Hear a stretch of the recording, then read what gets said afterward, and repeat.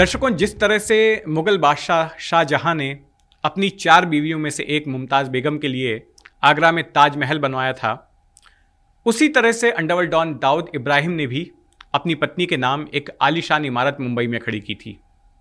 और जिस तरह से ताजमहल को दुनिया के 7 अजूबों में से एक गिना जाता है, उसी तरह से ये इमारत भी उस इलाके के लोगों के लिए किसी अजूबे से कम नहीं थी, क्योंकि उस इलाके की ज़्यादातर इमारतें जो है खस्ता हालत थीं, पुराने स्टाइल की थी, जिनमें कि छत पर मैंगलोरियन टाइल्स लगी होती थी, दीवारें कंक्रीट की होती थी और पुरानी सीढ़ियाँ होती थी लकड़ी की बनी हुई। लेकिन इस इमारत की बात ही अलग थी। लेकिन एक दिन ऐसा आता है कि ये इमारत मलबे के ढेर में तब्दील हो जाती है, दाऊद की मर्जी के बगैर।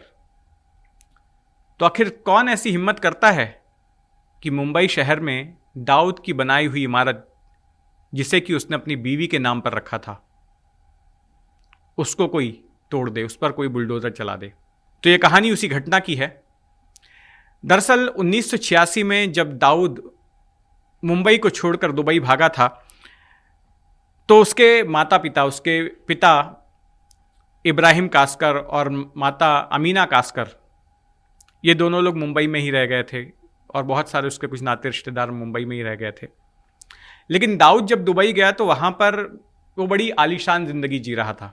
अमेरिकी राष्ट्रपति का जो निवास है वाइट हाउस, उससे प्रेरित होकर उसने अपने बंगले का नाम रखा था दुबई में वाइट हाउस। वाइट हाउस में रहता था दाऊद इब्राहिम। लेकिन मुझे लगता है कहीं ना कहीं उसे एक गिल्ट कॉन्शियस था, एक अपराध बोध था कि वो तो इतने मज़े की ज़िंदगी जी रहा है, लेकिन उसके माता पिता, उसके परिवार के लोग जो है मुंबई में बड़ी ही साधारण सी ज़िंदगी जी रहे हैं, और वो चाहता था कि वे लोग भी उसी के जैसी एक अच्छी लाइफ जिएं, अच्छी ज़िंदगी जिएं। तो इसके लिए दाऊद ने एक प्लान बनाया।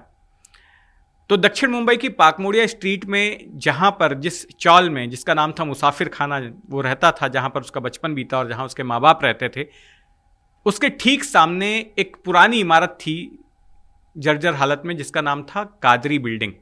तो दाऊद ने उस कादरी बिल्डिंग को खरीद लिया डी कंपनी ने, और ख़रीदने के बाद में मुंबई महानगर पालिका के पास एक अर्जी दी कि चूंकि इस इमारत की हालत ख़राब है, इसके लिए हमें इसकी मरम्मत करनी है, इसको रिपेयर करनी है, इसके लिए आप अनुमति दीजिए। तो डी कंपनी को इसकी अनुमति मिल गई।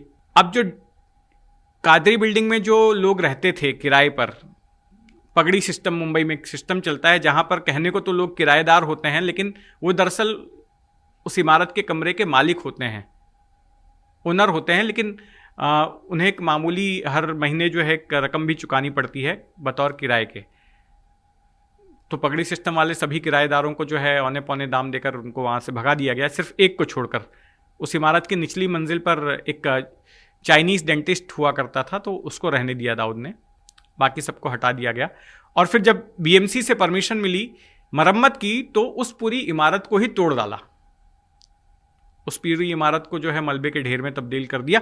और फिर 1992 में वहाँ पर एक नई इमारत खड़ी की गई 5 मंजिला, जिसको नाम दिया गया महजबीन टावर, दाऊद की पत्नी के नाम पर। और ये इमारत ऐसी थी कि सबकी आंखें देखते ही फटी रह गईं। उस पूरे इलाके में कोई दूसरी ऐसी इमारत नहीं थी। इमारत के बाहरी हिस्से को शीशे के पैनल्स लगाए गए थे। इमारत का जो बाथरूम था, जो कमरों में बाथरूम्स थे, वहाँ पर संगमरमर लगाए गए, गोल्ड प्लेटेड नल थे वहाँ पर। इमारत की फर्श पर इटालियन मार्बल लगाए गए। एक स्विमिंग पूल पहली मंजिल पर बनाया गया। पूरी इमारत एयर कंडीशन थी, और इमारत के भीतर घुसते ही फील आता था कि जैसे किसी 5-7 सितारा होटल के भीतर जा रहे हों। लेकिन ये इमारत तो थी गैरकानूनी, क्योंकि बीएमसी से परमिशन ली गई थी पुरानी इमारत की मरम्मत की, और वहाँ तो दाऊद ने नई इमारत खड़ी कर दी पूरी की पूरी।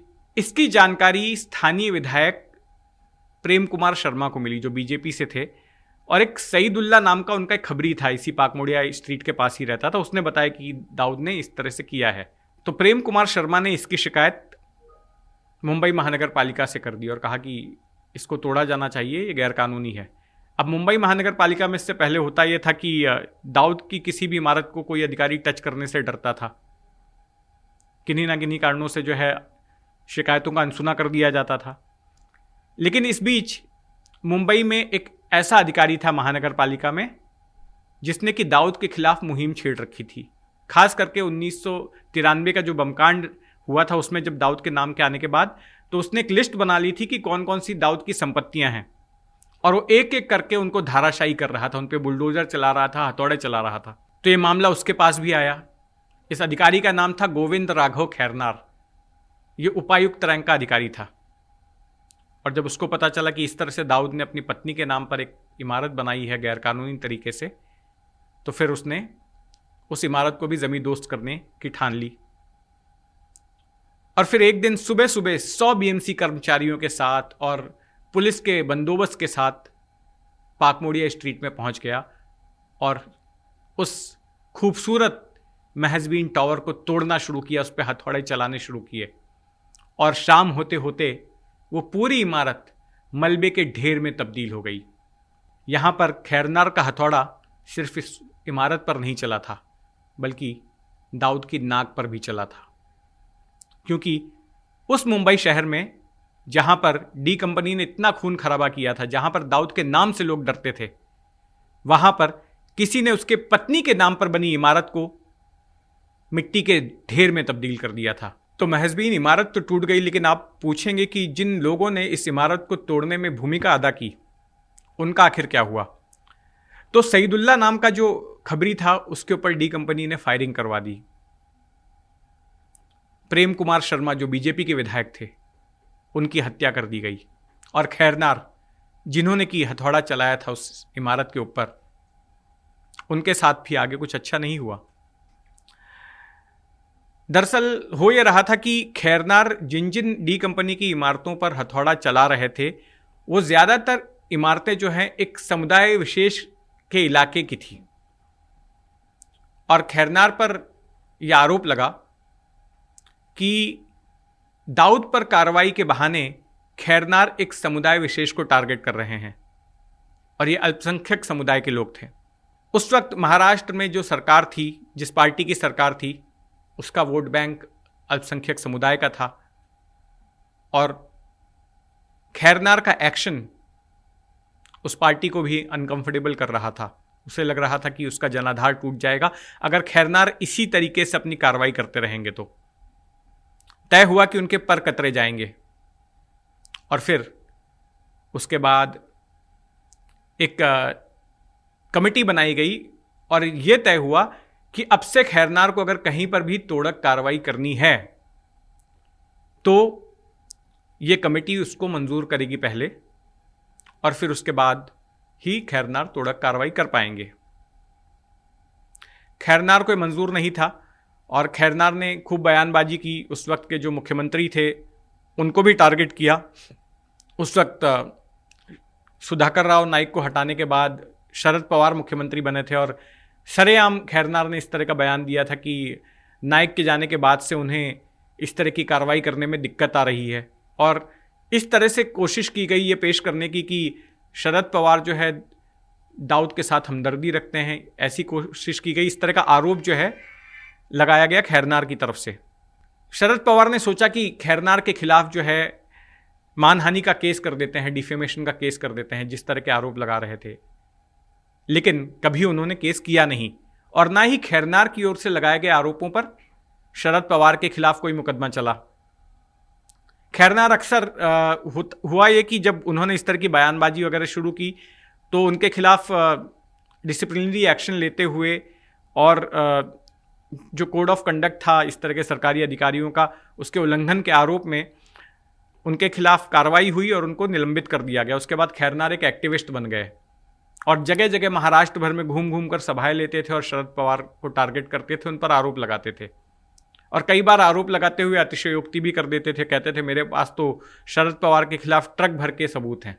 लेकिन खैरनार के आरोपों पर ना तो कभी शरद पवार पर मुकदमा चला, ना शरद पवार ने खैरनार पर कभी मानहानि का मुकदमा किया, और ना ही कभी खैरनार ट्रक भर के वे सबूत पेश कर सके, ना मीडिया के सामने ना अदालत के सामने।